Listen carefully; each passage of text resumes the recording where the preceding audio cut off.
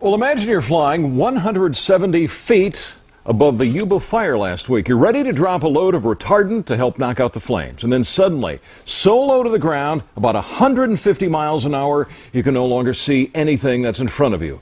Well, that's exactly what happened to 68-year-old former Vietnam Navy combat pilot Joe Satrapa. News 10's Dave Marquis tells us what happened next. Now, I was dropping on that drop, coverage level 6. That's almost a maximum load.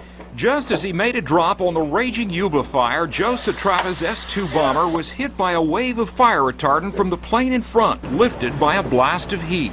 I'm climbing out, and then I realized when I looked out straight ahead that I couldn't see anything because it was totally covered with retardant. Almost completely blind, he immediately went to instrument flying. 10 degrees nose up, wings level.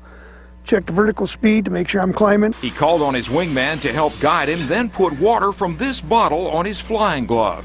Now my helmet's still plugged into the back so I can talk to my wingman, and I reach over the top against the wind and do the window. Yeah, a little hole that big. His inspiration, the same as when he'd come under fire in combat over North Vietnam. What would John Wayne do?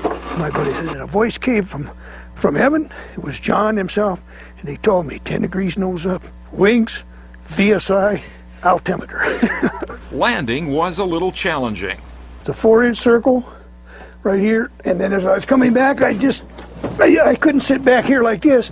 I had to get up here like this. He says it was as exhilarating as being in combat. This is the next best thing to it.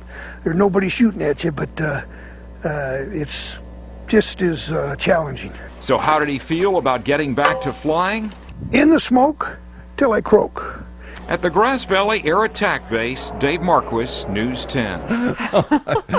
All right, by the way, at 68, Joe is not the oldest pilot flying for CAL FIRE right now. There's another pilot who's 76 years old. He's flying out of Hemet in Southern California. Oh. I love Joe. We love Joe. That's what a great amazing story, and we're so glad he's okay. And thanks to some pilots have God as my co-pilot. He's got John Wayne. Wayne. I like that. It's a good one.